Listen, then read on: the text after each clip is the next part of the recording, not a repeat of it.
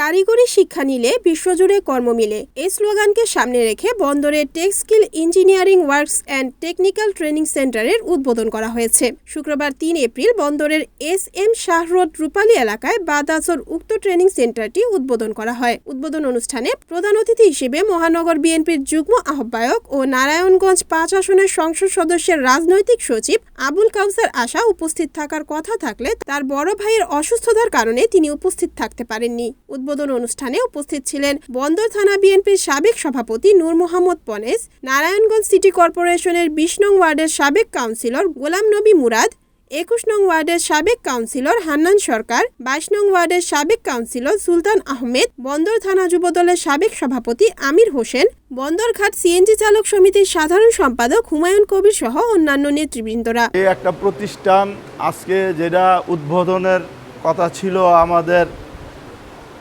MP মহোদয়ের রাজনৈতিক সচিব আবুল কাউসার আশার যে কোনো কারণবশত আসতে পারে নাই, একটা গুরুত্বপূর্ণ অসুস্থতার জন্যই একজন লোক নিয়ে গেছে, এই জন্য আসতে পারে নাই।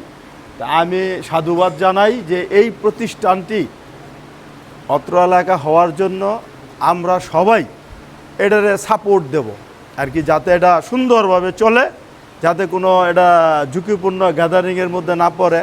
আমি সর্বত্র সব ভাই ব্রাদারের প্রতি এটা অনুরোধ রইল যে আপনারা এটা খেয়াল রাখবেন।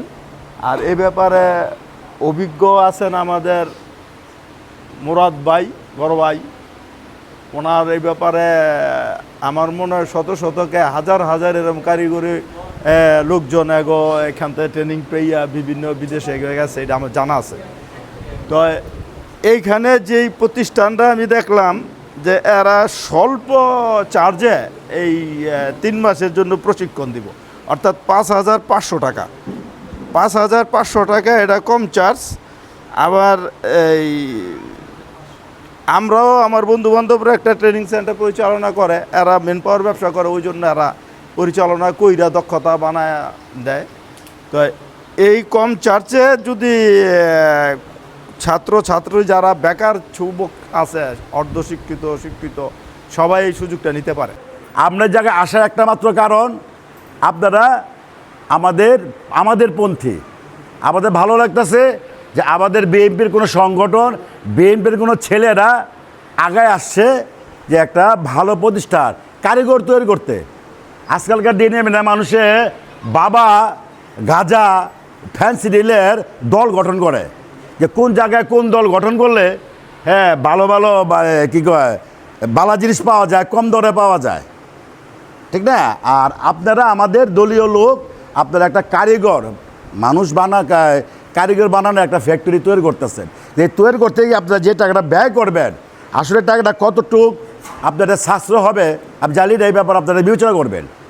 কারণ আমি যেটা জানি, বর্তমান যে বাজারে আর এখন যে মিডিল ইস্টে বা সারা পিছনে যে ঝড় উঠতেছে, ধীরে ধীরে ধীরে ধীরে কিন্তু আপনার গ্যাসের দাম বেড়ে যাচ্ছে। যে গ্যাস আমরা 4,000 4,500 এলপিতে পাইতাম, এই যে এখন 1,800-1,900 টাকা।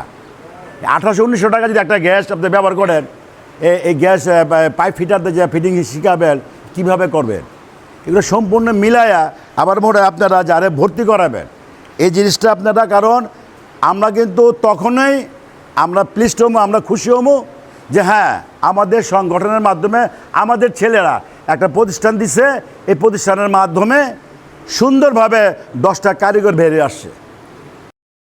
রিপোর্ট মেহেদী হাসান প্রান্ত, NAN TV, নারায়ণগঞ্জ।